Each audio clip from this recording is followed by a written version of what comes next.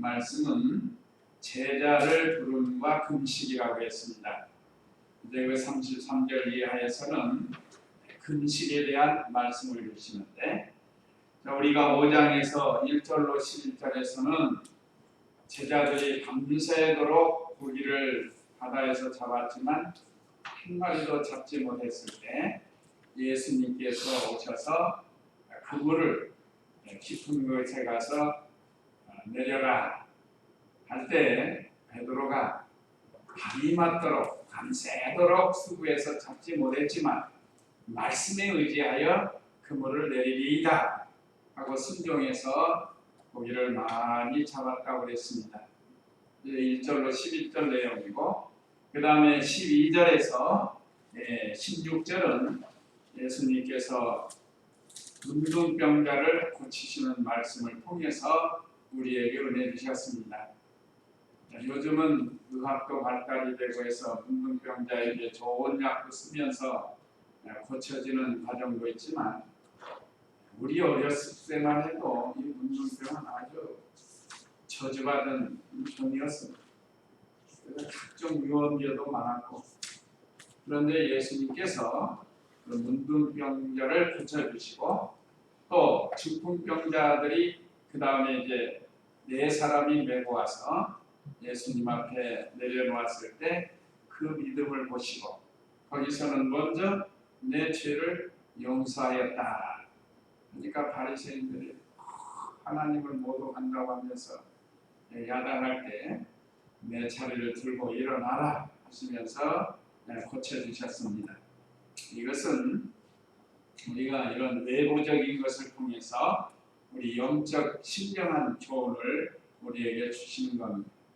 마치 제자들을 예수님이 부르신 것 같이 우리들도 불러주셨다. 또 우리가 과거에는 문둥병과 같고 중풍병자와 같이 우리 스스로 아무것도 할 수 없는 그런 죄인이었지만 예수님께서 찾아오셔서 다 용서해 주시고 구원해 주셨다 하는 것을 우리에게 가르쳐 주셨습니다. 이제 오늘 27절로 32절은 레이를 부르신 예수님. 레이는 개명을 해서 마태라고 합니다. 우리가 12제자 중에 12제자 이름 부를 때 맨 처음 마태부터 이렇게 하잖아요. 아닙니다. 그건 아닙니다. 성경에 마태복음부터 신약성경에 기록된 것을 가르치고, 12제자 중 이름은 베드로, 안드레, 야고보, 요한, 보통 이렇게 우리가 시작이 됩니다. 오늘은 여기 다른 이름으로는 마태를 부르신 예수님. 한번 27절 읽어보시기 바랍니다. 이 일 후에 예수께서 가시다가 레위라고 하는 세리가 세관에 앉아있는 것을 보시고 그에게 나를 따라오너라고 하시니 그가 모든 것을 버려두고 일어나서 예수님을 따랐다.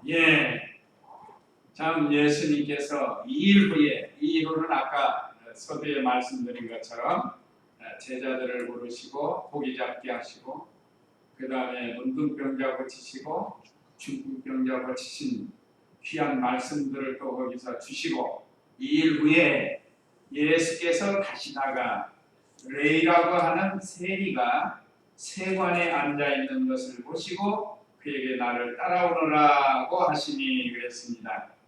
그래서 27절로 32절 내용을 쭉 보면 예수님께서 마태를 부르셨습니다. 언제나 하나님이 우리를 찾아와 불러주셔야 예수님 믿고 하나님 자녀가 됩니다. 이걸 깨닫지 못한 사람은 자기가 예수님 믿는 걸로 알아요. 세상 종교는 그렇습니다. 세상 종교는 자기가 선택할 수 있어요. 불교니 유교니 다른 여러 종교는 우리 사람이 선택할 수 있습니다. 그러나 우리 기독교만큼은 하나님이 찾아와 불러줘야 예수님 믿고 구원을 받고 하나님의 자녀가 된다는 것. 여기도 오늘 예수님이 그 마태 레이를 구원하시려고 또 제자 삼으시려고 예수님이 찾아가신 거예요. 레이는 본명, 마태는 계명. 그래서 레이의 뜻은 친함, 친하다 하는 그런 뜻이고 마태의 뜻은 하나님의 선물이다. 이렇게 우리 이름의 뜻을 가르쳐주고 있습니다. 그래서 예수님 믿기 전 이름과 예수님 믿은 후의 이름으로 볼 수 있습니다. 그러니까 예수님 믿기 전에는 레이로 살았어요. 레이. 그런데 예수님 믿고는 부르심을 받고 이제 마태로 살았습니다. 오늘 여기 기록된 대로 그의 직업은 세관에서 일하는 세리였습니다. 여러분 세무서에서 일하는 그 당시 세리는 유대인들에게 죄인으로 취급을 받습니다. 여기 오늘 본문에도 이제 30절에도 당신들은 왜 세리들 죄인들과 함께 먹고 마시는 겁니까? 유대인들에게 있어서 창기, 세리와 같이 여기는 죄인으로 여긴다 이 말이죠. 그런데 예수님은 그 세관에서 일하는 세리를 보시고 부르셨습니다. 그 사람은 돈을 많이 버는 이 돈 버는 일에는 아주 괜찮은 직업이라고 제가 여러 번 말씀드렸죠. 돈이 많이 벌 수 있어요. 요즘은 좀 투명한 이런 시대가 돼가지고 잘 못하지만 옛날에는 굉장했습니다. 세무서에서 나오면 그 뒷돈 뒤로 이게 돈 봉투 주는 일이 비일비재했어요. 그래서 세무서에 일하는 사람들이 돈을 많이 벌었습니다. 옛날에도 그랬습니다. 옛날에는 더 그런 것 같아요. 그런데 예수님이 부르시니까 그가 모든 것을 버려두고 일어나서 예수님을 따랐다. 자, 우리가 이 문장으로 보면 간단한 것 같지만 사실 간단한 게 아니에요. 이 굉장히 어려운 일입니다. 참 하나님의 은혜를 받는 사람은 그 어려운 것을 간단하게 행하는 거예요. 왜 간단하지 않는가? 이거는 이 가족이 있을 거 아니에요. 가족들에게도 의논해 봐야 될 것이고 또 사회생활도 있잖아요. 지금 현재 자기 위치가 세리로 있고 사회생활 속에서 아주 귀중한 자기 자리에 있는데 또 돈도 많이 벌 수 있는데 그걸 다 뒤로 하고 예수님이 부른다고 해서 즉시 따라갈 수 있다는 것은 뭐가 있어서 그래요? 믿음이 있어서 그래요. 믿음이 없으면 이렇게 할 수가 없습니다. 그 믿음은 하나님이 주신 선물이라고 했습니다. 우리 택한 백성들에게 하나님이 믿음을 선물로 주었기 때문에 예수님을 믿고 그 말씀을 믿고 우리가 순종하면서 지금 따라가는 거예요. 믿음 없는 사람한테 아무리 가서 뭐 별소리로 다 말해줘도 안 돼요. 될 수가 없습니다. 네, 얼마나 감사합니다. 하나님께서 우리에게 최고의 선물을 주셔가지고 어떻게 예수님이 믿어지고 하나님의 아들로 믿어지고 또 하늘나라가 믿어지고 부활이 믿어지고 그 믿어진 것이 참 이 큰 은혜입니다. 저도 마찬가지고 그래서 참 이렇게 쉽지 않은 일이지만 예수님의 부름을 듣고 믿음으로 즉시 따라갔답니다. 그러니까 하나님 예수님께서 그를 불러서 12 사도 중에 한 사람으로 세워나가십니다. 참 감사한 일이고 또 이렇게 마태복음을 기록할 수 있는 큰 은혜를 입게 되었습니다.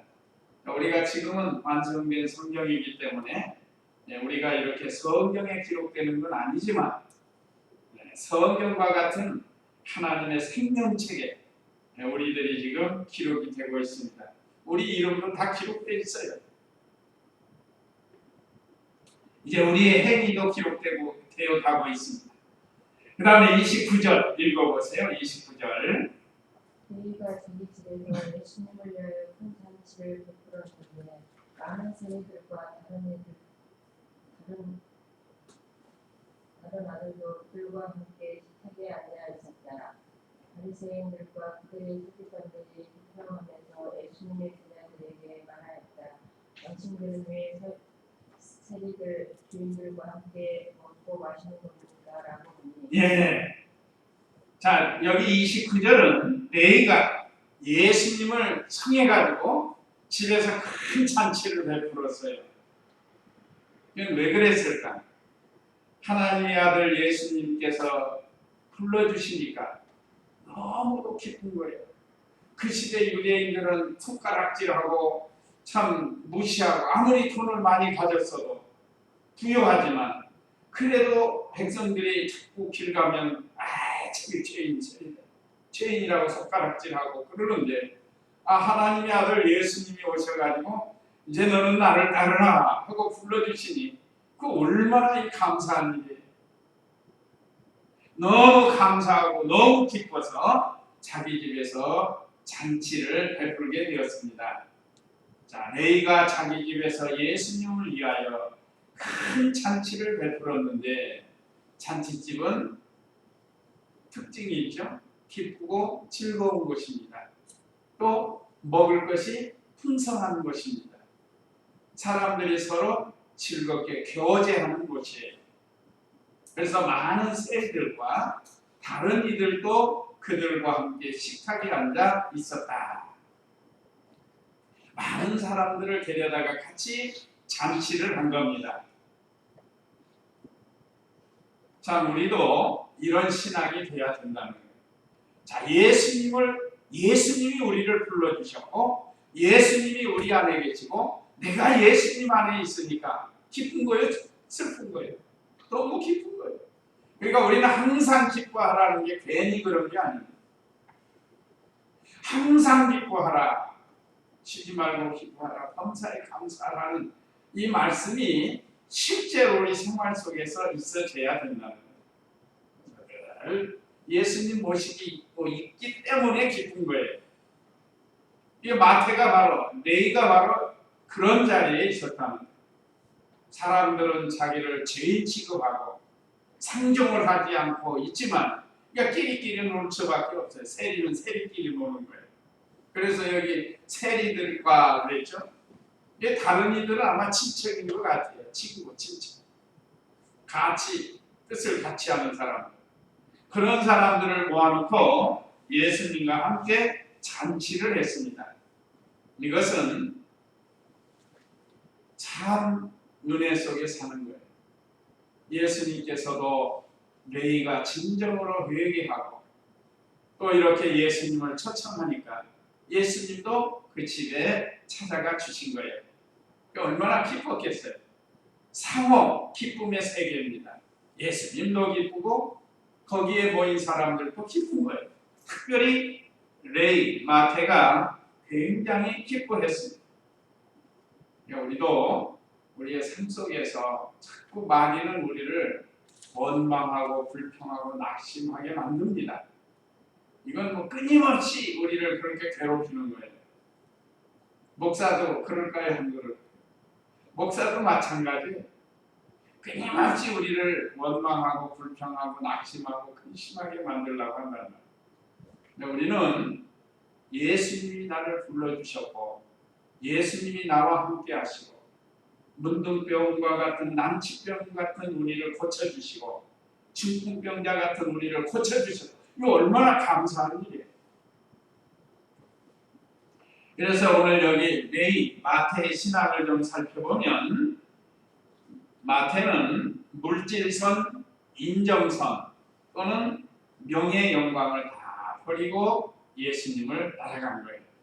이게 쉬운 게 아니라고 그랬죠. 물질, 인정, 명예 영광 이거 사람이 버린다는 게 쉽지가 않은 거예요. 그런데 마태는 그걸 버린 거예요. 왜? 더 크고 좋은 걸 발견했기 때문에 그런 거예요. 그래서 기쁨으로 주님을 대접하고 섬기는 그런 믿음이에요. 또 다른 사람을 사랑하는 그런 믿음이에요. 자기만 예수님 모시고 자기 가족이나 자기만 한 게 아니고 많은 세리들과 다른 이들도 함께 식탁에 모일 수 있도록 한 것은 이건 전도한 그런 신앙이라고도 할 수 있습니다. 그 다음에 30절에는 바리새인들과 그들의 서기관이 불평하면서 예수님의 제자들에게 말하였다. 당신들은 왜 세리들, 죄인들과 함께 먹고 마시는 것입니까? 그러니까 예수님 이렇게 따라다니면서 예수님 어떻게 하면 책 잡으려고 하는 사람들이 이 사람들이 끝까지 따라다니는 큰 예수님 책 잡아가지고 곤경에 빠뜨리려고 또 예수님 따라가지 못하게 하려고 지금도 그래요. 우리 이단이나 사입이나 또 마귀가 여러 사람들을 이용해가지고 우리를 예수님 제대로 따라가지 못하게 한다. 여기 오늘 제자들에게 먼저 말했어요. 바리새인들과 서기관들은 신학 박사라고 할 수 있습니다. 성경을 연구하는 사람들. 그러니까 성경에 대해서는 박사들이야. 특별히 구약 성경을 가르칩니다. 여기서 아직 신약 성경이 완성되기 전이니까. 그러니까 율법에 대해서 구약 성경에 대해서는 자꾸 연구하고 또 발표하고 하는 사람들이 서기관들이에요. 근데 그들이 불평을 한 거예요. 왜 너희 선생님과 제자들은 죄인들과 함께 식탁에서 먹고 마십니다. 하면서 불평을 했습니다. 아까 말씀드린 것처럼 그 당시 유대인들은 세리를 창기와 같이 죄인으로 취급하는 그런 시대이기 때문에 그랬습니다. 말하자면 하나님의 참 도를 하나님의 참 말씀을 전하는 예수님이 왜 죄인들과 함께 있느냐 이거예요. 여기에 대해서 예수님이 답변하십니다. 31절 읽어보세요. 예수께서 그들에게 대답하여 말씀하셨다. 건강한 이들에게는 의사가 필요 없으나 병자들에게는 필요하다. 나는 의인들을 부르러 온 것이 아니라 죄인들을 불러서 회개시키러 왔다. 참 예수님의 답변 명답을 말씀해 주셨습니다. 자, 예수께서 그들에게 대답하여 말씀하셨다. 건강한 이들에게는 의사가 필요 없으나 병자들에게는 필요하다. 마치 이 병자에게 의원이 필요한 것처럼 죄인에게는 예수님이 필요하다는 거예요. 그러나 죄 없다고 하는 사람들, 의인이라고 하는 사람들, 그런 사람들에게는 이 예수님이 필요가 없는 거예요. 말하자면 이 사람들이 바로 그런 거예요. 말하자면 죄를 지적해 줍니다. 아무리 큰 죄를 졌다 할지라도 예수님 믿고 회개하고 돌아오면 용서해 주시는 우리 주님이시라. 또 아무리 이런 큰 죄를 지었다 할지라도 예수님을 만나면 회개가 되고 용서를 받을 수 있다는 것을 지금 말씀해 주신 겁니다. 그래서 나는 의인들을 부르러 온 것이 아니라 죄인들을 불러 회개시키러 왔다. 지금 바리새인과 서기관들은 의인의 자리에 있어요. 자기들은 죄가 없다고 생각합니다. 그러면서 세리와 창기를 정죄하는 거예요. 이 세상에 정죄할 자는 아무도 없습니다. 누가 누구를 정죄하겠어요? 하나님만이 정죄할 수가 있습니다. 우리나라 속담에 뭐 묻은 개가 뭐 묻은 개를 욕한다고 그러잖아요. 비방하고. 마치 그런 거와 같아요. 그러니까 예수님은 이 세상의 모든 죄인들을 구원하러 오신 마치 병자를 고쳐주러 오신 예수님이라는 의원과 같습니다. 그래서 그들을 깨닫게 해주셨습니다. 자, 이 말씀을 듣고 그들이 깨달았으면 참 좋을 텐데 아니에요. 한번 삐뚤어진 사람들 마치 이단과 같아요. 아주 하나님의 은혜가 아니면 돌아올 수가 없어요. 그 다음에 33절로 35절은 금식과 신랑에 대해서 말씀하시고 계십니다. 33절 읽어보세요.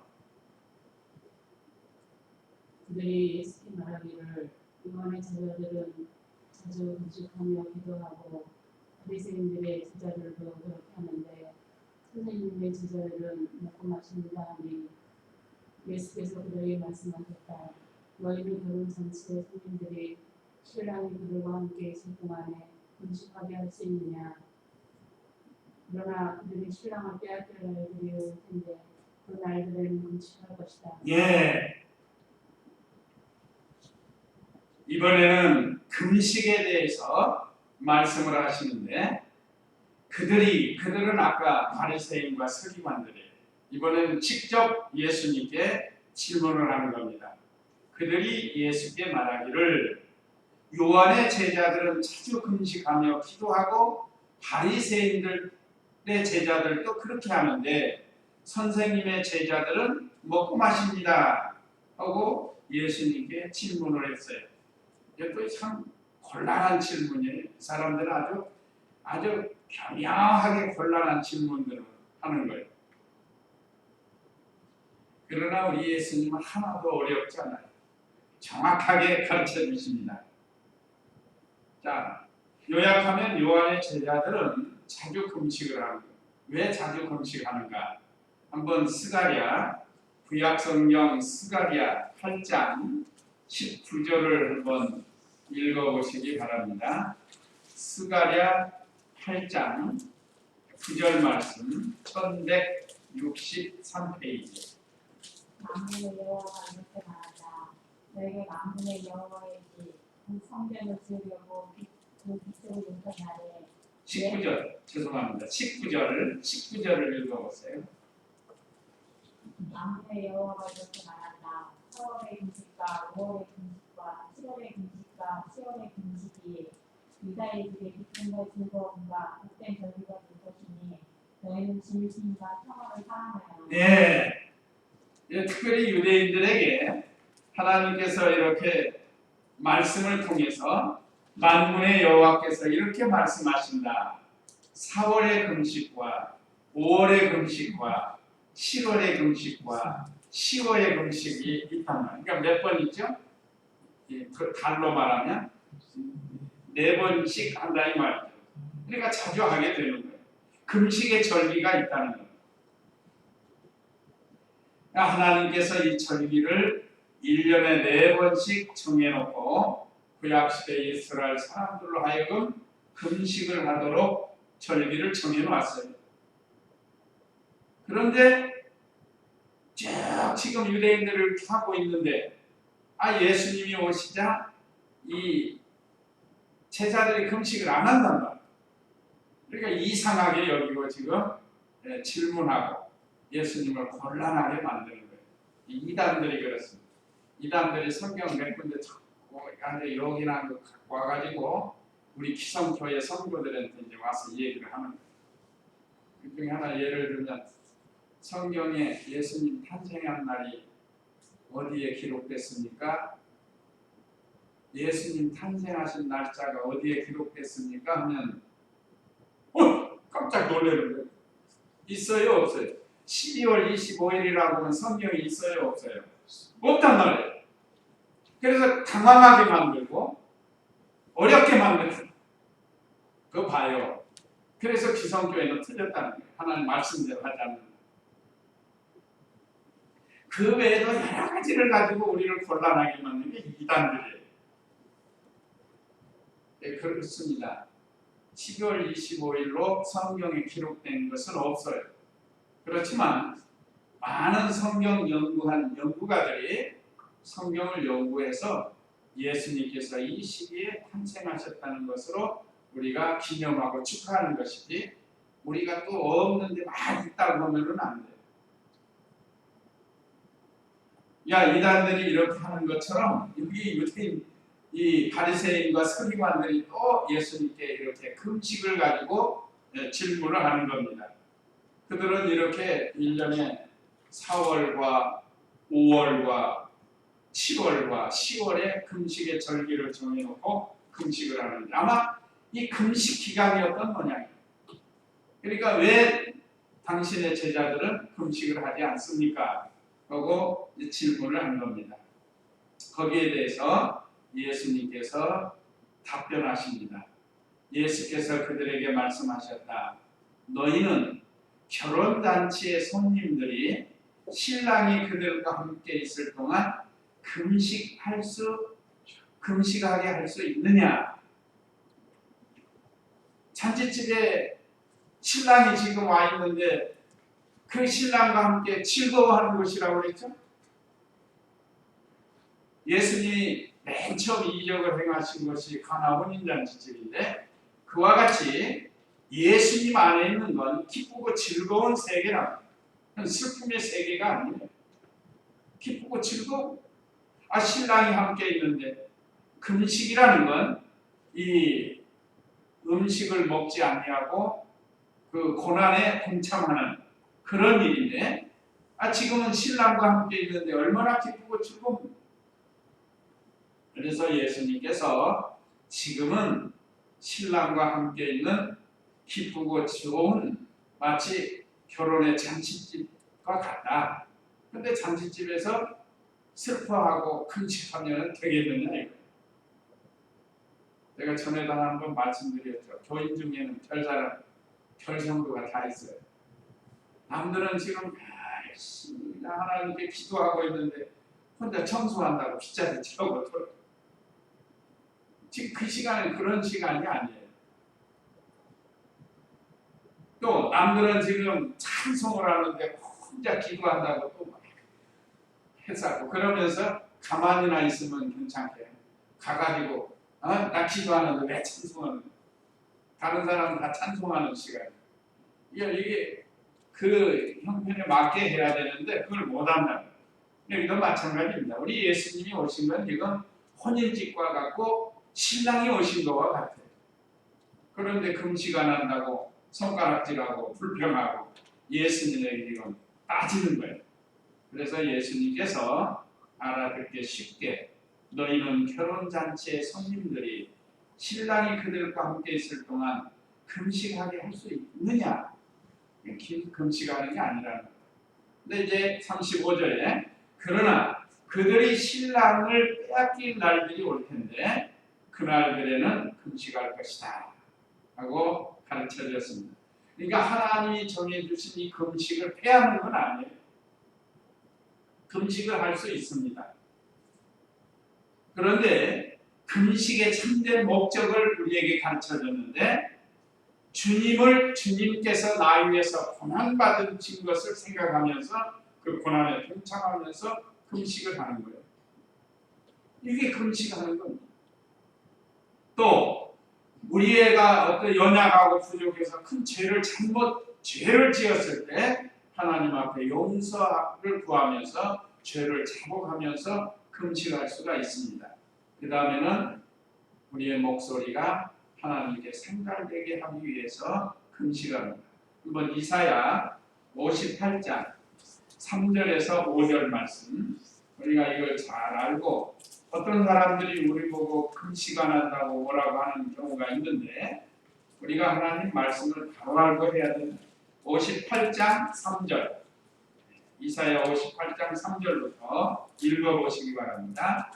우리가 금식하나 어찌하여 주께서 보지 않으시며 우리가 마음을 괴롭게 하나 어찌하여 주께서 알아주시지 않으십니까? 라고 한다. 뭐하나 너희가 금식하는 날에 너희는 너희 자신들의 쾌락을 구하며 내 모든 손들어 같은다. 뭐하나 너희가 금식하면서도 다투며 싸우고 악한 주먹으로 친다. 오늘날 너희가 하는 금식은 너희 목소리를 저 높은 곳에 들리게 하지 못할 것이다. 이것이 내가 선택한 그런 금식이냐? 사람이 자기 마음을 괴롭게 하는 날이냐? 사람이 갈대처럼 자기 머리를 숙이고 붉은 배를 펴고 죄를 뿌리는 것을 내가 금식이라 부르겠으며 여호와가 기뻐 받을 만한 날이라 하겠느냐? 참된 금식에 대해서 가르쳐주고 있습니다. 근데 그 시대 사람들은 죄를 지으면서 금식을 하고 습관적으로 무슨 금식하고 요즘도 그래 습관적으로 무슨 날은 금식을 하는 거예요. 물론 특별한 어떤 경우가 있을 경우는 우리가 하나님 앞에 금식할 수가 있습니다. 그래서 우리가 금식할 때 주의할 점은 사람에게 보이려고 하지 말라는 거예요. 사람에게 보이려고. 또 금식하면서 그걸 자랑하지 말라는 거예요. 옛날에는 그 부흥사들 40일 금식 3번 뭐 아주 그냥 간판에 써놓고 다니고 40일 금식을 4번 했다. 그러면 모세보다 예수님보다 더 많이 했다는 그런 뜻이 되는 거 아니에요? 그게 자랑하려고 해요. 명예 영광. 그리고 금식할 때는 자기 건강을 잘 살펴서 해야 됩니다. 실제로 금식 잘못해가지고 병나서 죽은 사람도 있어요. 이 40일 금식이라는 건 굉장한 일인데 예수님이 했으니까 나도 한다. 모세가 했으니까 나도 한다. 그건 예수님 자리, 모세 자리를 넘보려고 하는 거예요. 또 습관적으로 제도에 얽매여서 금식하지 말라고 했습니다. 오늘 예수님께서 예수님을 빼앗겼을 때, 예를 들면 예수님 아예 잃어버리고 멀리 떠났을 때, 회개하고 돌아올 때, 그럴 때 이 생명의 역사가 없을 때, 그럴 때는 금식을 해야 됩니다. 마태복음 6장 16절에서 한번 또 읽어보시기 바랍니다.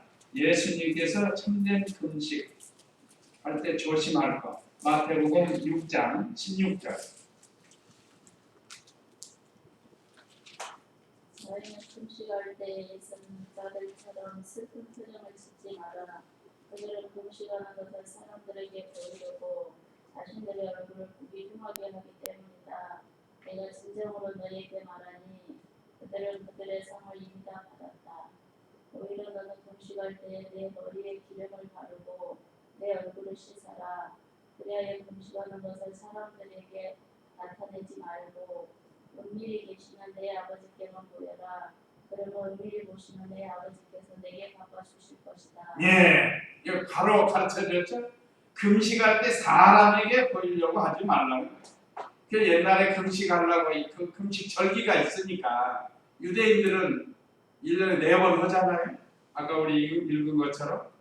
그러니까 그 금식 때문에 수염도 막 기르고 머리도 기르고 안 깎아지고 얼굴도 세수도 안 하고 시커멓고 그렇게 하지 말라는 거예요. 다른 사람에게 보이려고 그렇게 하지 말라는 겁니다.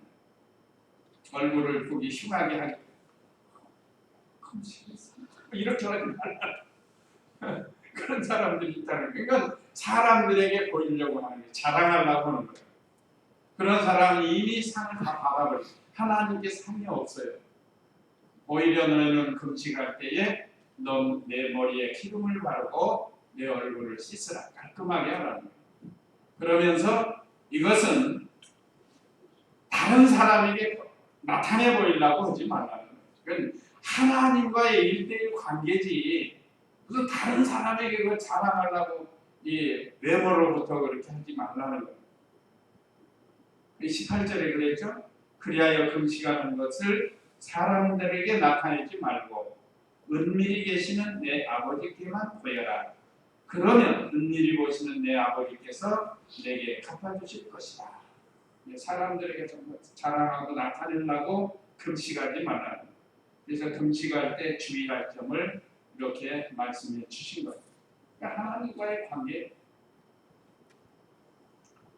자, 금식해야 할 때는 첫째는 주님이 나를 위해서 고난 받으신 것을 기억하면서, 그래서 우리가 특별히 고난 주간에는 금식을 해야 한다고 가르치고 있습니다. 또 자기의 죄를 부인하고 자복하고 아주 하나님 앞에 꼭 금식하면서 해야 할 그런 때, 또 우리의 목소리가 하나님께 성결되게 하기 위해서 이건 자기를 쳐서 복종하는 거예요. 그렇죠? 그런데 다른 사람이 알도록 해서는 안 된다는 거예요. 그러니까 예수님께서 마태복음 6장에서 이렇게 말씀하신 거 보면 그 시대의 이스라엘 백성, 유다 백성들이 막 그걸 자랑하고 돌아다니니까 그러지 말라고 예수님이 이렇게 바른 금식법을 가르쳐 주신 것 같아요. 그 다음에 이어서 36절에서 39절은 새 포도주와 낡은 부대, 낡은 옷과 새 옷에 대해서 말씀을 가르쳐 주십니다. 36절 읽어보세요. 36절 예수께서 또 비유를 말씀하셨다.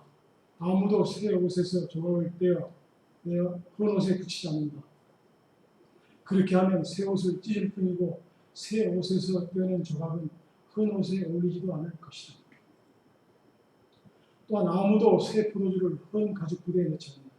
만일 그렇게 하면 새 포도주가 가죽 부대를 뒤뜰어서 포도주도 쏟아지고 가죽 부대도 버리게 될 것이다. 예, 여기는 새 옷과 헌 옷, 또 새 포도주 부대와 헌 포도주 부대에 대해서 말씀했습니다. 자, 여기 36절 다시 보면 예수께서 또 비유를 말씀하셨다. 아무도 새 옷에서 조각을 떼어 내 헌 옷에 붙이지 않는다. 자, 여기 말하자면 이게 헌 옷, 새 옷이라는. 근데 여기 헌 옷이 찢어졌어요. 여기 새 옷을 찢어가지고 헌 옷에다 붙이는 사람이 없지 않느냐 이거예요. 그러면 만약에 그렇게 하면 이 옷도 버리고 저 옷도 버리게 된다는 거예요. 참 잘 가르쳐 주셨습니다. 이건 뭔가 낡은 것은 의문과 의식과 제도를 가르칩니다. 유대인들, 이스라엘 백성이 지켜오고 있는 의문과 의식과 제도는 낡은 것. 이제 새 것은 예수 그리스도를 통한 이 영적 생명의 역사를 가르치는 거예요. 그래서 이제는 진리와 영감으로 이루어지는 이 새 생명의 역사로 살아야지 그 낡은 의문과 의식과 제도 속에서 얽매이지 말라는 거예요. 그걸 가르쳐 준 거예요. 그렇다고 해서 구약 성경을 버리라는 거 아니에요. 구원파에서는 또 이걸 잘못 해석가지고 구약의 율법은 다 폐했다. 폐했으니까 이제는 안 지켜도 이 잘못 해석을 하면 이렇게 나가는 거예요. 그런 뜻은 아닙니다. 신약은 구약에서 나왔다. 신약은 구약을 보충하고 설명하는 그런 말씀이라. 그런데 이제 말씀드리는 것은 옛날에 소나 양이나 잡아서 제사 드리고 또 구약의 여러 의문과 의식은 예수 그리스도를 통해서 신령한 것으로 말하는 거예요. 그래서 우리가 예배 드릴 때도 신령과 진정으로 예배를 드리라 하고 우리에게 가르쳐 주십니다. 여기 새 옷, 새 포도주, 그것은 새로운 생명의 역사, 예수 그리스도를 통한 생명의 역사를 우리에게 가르쳐 주는 겁니다. 여기 부대도 마찬가지입니다. 새 포도주를 헌 가죽 부대에 넣지 않는다. 만일 그렇게 하면 새 포도주가 가죽 부대를 터뜨린다. 이건 무슨 뜻인가 하면 큰 가죽 부대에다가 새 포도주를 넣으면 이게 포도주가 발효가 돼가지고 팽창해진다. 근데 새 포도 부대에다 넣으면은 이게 터지지를 않는데 낡은 것에다 넣으면 터져버린다 이 말이에요. 그러면 부대도 버리고 포도주도 버린다. 예수님이 이렇게 바로 가르쳐 주셨습니다. 그래서 언제나 이 구약의 그 율법의 말씀을 버리는 게 아니라 그 의문과 의식과 제도에 대해서 다 이루신 예수님으로 인해서 이제는 새 신령 영적인 생명의 역사를 가지고 하나님을 섬겨야지 옛날처럼 제사장이 제사장 옷을 입고 방울 달린 옷 입고 뭐 번제를 드리고 그런 거 안 하는, 그건 다 앞으로 오실 예수님을 예표한 것이고 실체이신 예수님이 오셨으니까 이제는 예수님을 통해서 하나님을 섬기는 그런 방법을 가르쳐주고 있습니다. 38절 읽어보세요. 38절. 새 포도주는 새 가죽 부대에 넣어야 한다. 묵은 것을 마신 그는 아무도 새 것을 얹지 않고 묵은 것이 좋다라고 한다. 예, 여기 이 말씀을 또 보면 그 의문과 의식에 빠져 있는 사람은 이 예수님의 새 생명의 역사 여기에 잘 오지를 못한다. 그냥 묵은 게 좋다는 그걸 지금 가르쳐주고 있습니다. 늘 신랑 되신 예수님과 동행하고 새 생명의 역사로 3년 금식하지 않아도 되지만 신랑 되신 예수님과 멀어졌을 때는 우리가 금식을 해야 한다는 거예요. 다시 예수님을 찾아야 된다는 거예요. 또 내가 죄를 많이 지었으면 금식을 하면서라도 그 죄에서 해결을 받아야 됩니다. 하나님 앞에 나와서. 또 옛날 것, 의문과 의식과 제도로 되돌아가지 말라는 거예요. 예수님께서 주인공이 돼서 이제는 영으로서 하나님을 섬길 수 있는 이 길을 열어놨습니다.